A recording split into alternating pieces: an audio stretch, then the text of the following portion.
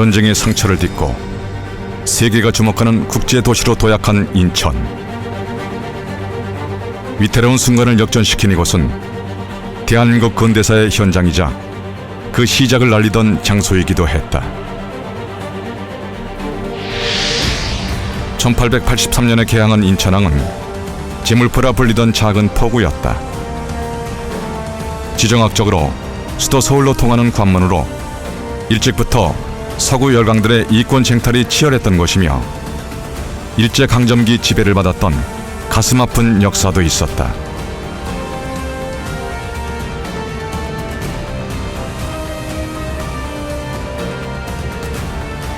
광복 이후 미국과 소련의 주둔하에 남북한에는 이념과 체제가 다른 정부가 수립되었다.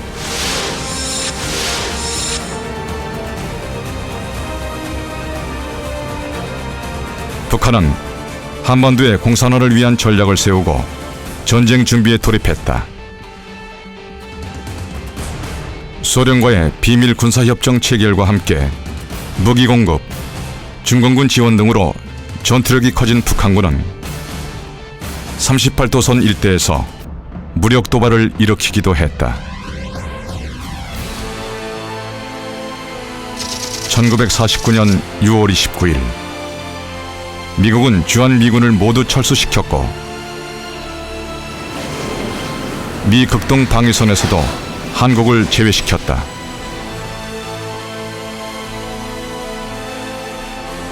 (1950년 6월) 북한군은 훈련을 가장해 38도선으로 이동하여 기습전쟁의 밑그림을 완성한다.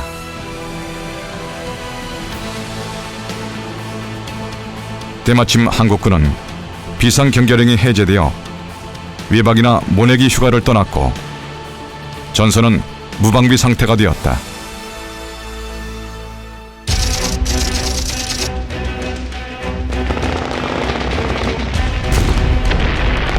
(1950년 6월 25일) 새벽 마침내 소련제 전차를 앞세운 북한군의 기습 남침이 시작되었다. 38도선을 돌파한 북한군은 서울을 집중 공격했고 기습 공격을 받은 한국군은 중무장한 북한군을 막기에는 역부족이었다.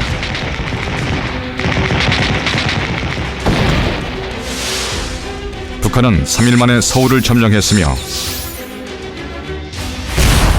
한국군은 북한군을 막기 위해 한강 인도교와 철교를 폭포한 후 한강 방어선을 구축했다.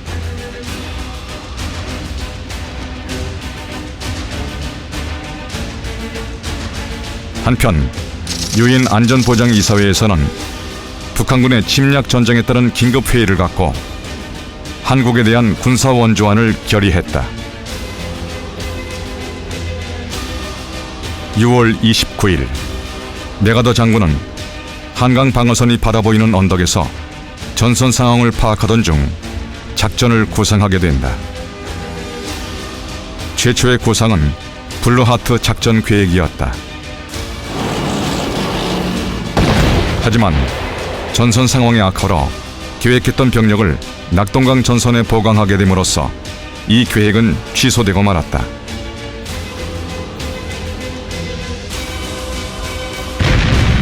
시간이 지날수록 낙동강 방어선을 돌파하기 위한 북한군의 공격은 거세졌다. 이 무렵 16개국의 전투부대, 5개국의 의료부대로 구성된 유엔군이 부산항으로 입항하였다.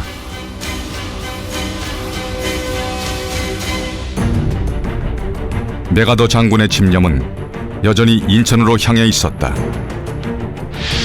이때 크로마이트 작전 계획이 완성되었다.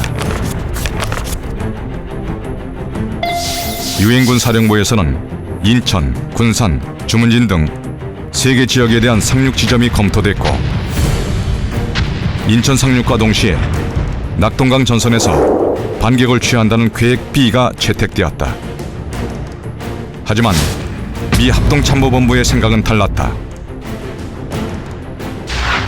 그 이유는 인천으로 들어가는 수로가 너무 좁아 군함의 신속한 이동이 불가능하다는 것이고 큰 조수간만의 차로 밀물이 차 있는 시간이 단 2시간밖에 없다는 것이었다. 즉, 상륙작전의 성공이 2시간 안에 이루어져야 하는데 그 성공 확률은 5,000분의 1이었다. 메가더 장군은 이를 역설했다. 작전이 성공했을 때 빠른 시일 내에 주력 부대가 서울을 회복할 수 있으며 이를 통해 적에게 심리적 타격을 줄 수 있다는 것이었다. 또한 북한의 보급로는 서울을 통해 식량과 탄약을 공급하고 있었으니 이들의 보급로를 차단하면 북한군에게 큰 피해를 입힐 수 있다는 판단 때문이었다. 인천 상륙작전 계획안은 승인되었다. D-4일 일본에서 출동 준비를 완료한 상륙군 부대들은 9월 11일을 전후하여 출항을 개시했고 이들은 제1해상집결지에서 합류했으며 한국군 해병대와 제17연대도 상륙군 부대에 편성되어 미군의 제5해병연대와 함께 부산에서 출항, 제2해상집결지에서 합류했다. 총 7만 5천 명의 병력과 261척의 함대가 동원됐다. 다양한 양동작전이 펼쳐지기도 했다. 그중 장사 상륙작전은 학도생 772명의 희생으로 포항과 영천 방면을 잇는 국도를 점거하는 공을 세웠다. 9월 15일 새벽, 유엔군 함선들의 길을 트기 위한 마지막 고비만이 남아있었다. 켈로 부대는 치열한 접전 끝에 8m 등대에 불을 밝혔다.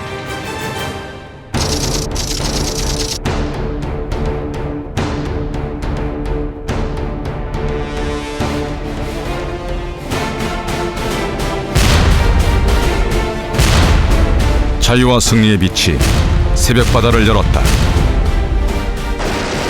인천 앞바다에 도착한 유엔군 함대들은 일제히 포격을 가했다. 마침내 월미도를 향한 상륙작전이 시작되었다.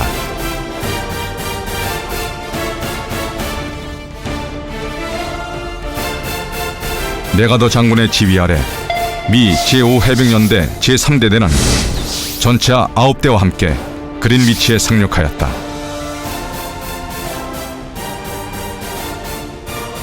완강히 저항하던 북한군은 무너져갔다. 블루비치와 레드비치에 대한 제2단계 상륙작전도 전개됐다. 밀물이 점점 불어가고 있었으나 사다리를 타고 해안벽을 넘은 아군들은 공동묘지 고지로 진격했다.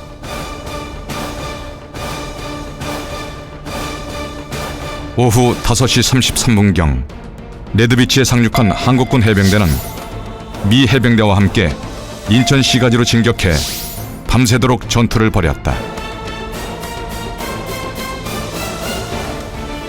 상륙작전 24시간 만인 9월 16일 오전, 상륙군 부대들은 인천 교두보를 확보하는 데 성공했다.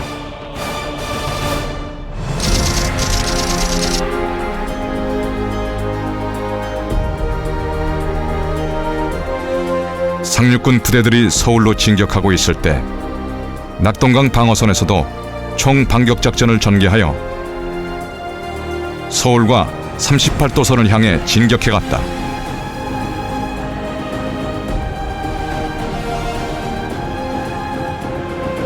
이내 한국군과 유엔군은 수도 서울을 되찾았다.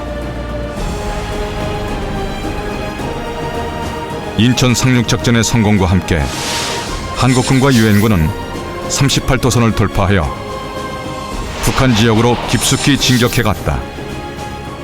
곧 원산과 함흥 그리고 평양도 탈환하였다.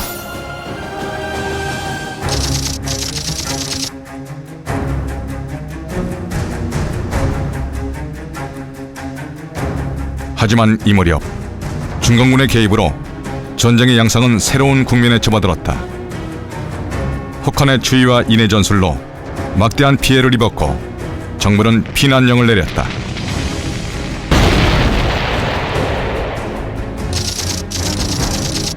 이것이 일사후퇴다. 당시 10만여 명의 피난민들이 생겨났으며 흥남철수 작전에서는 14,000여 명의 피난민을 구하기도 했다.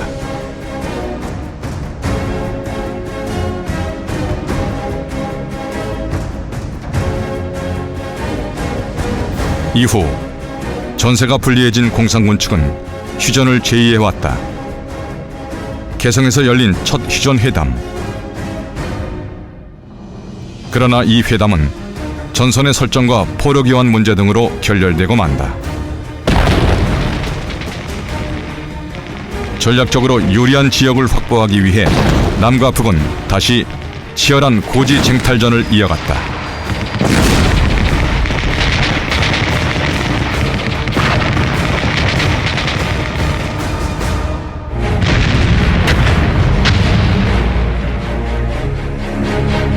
(1953년 7월 27일) 오전 10시 판문점에서 정전협정을 조인함으로써 모든 전선의 포성은 멈추었다.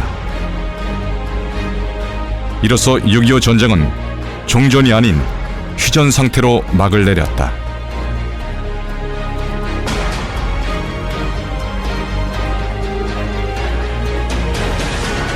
남한은 유엔군을 포함한 210만 명의 민관군이 죽거나 다치고 실종됐으며 공산군 측 역시 200여만 명의 병력 손실을 입었다. 이렇게 남과 북은 서로 갈라져 오늘날에 이르렀다.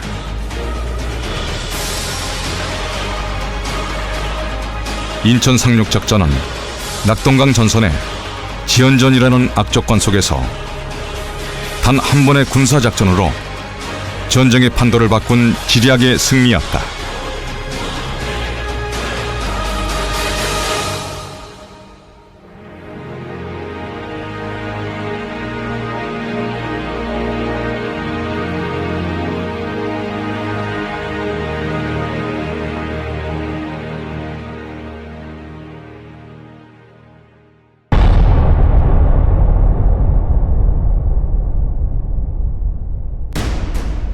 역사의 흔적을 성장의 밑거름으로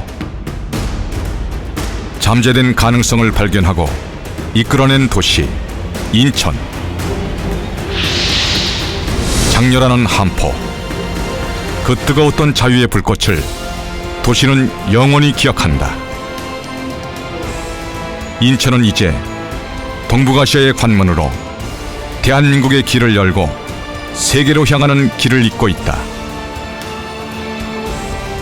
세계인이 찾는 인천국제공항, 동북아 물류거점 인천항.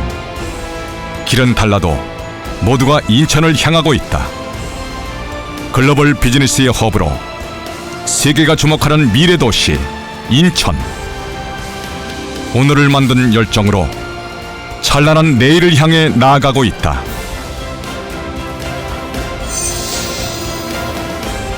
우리는 믿습니다.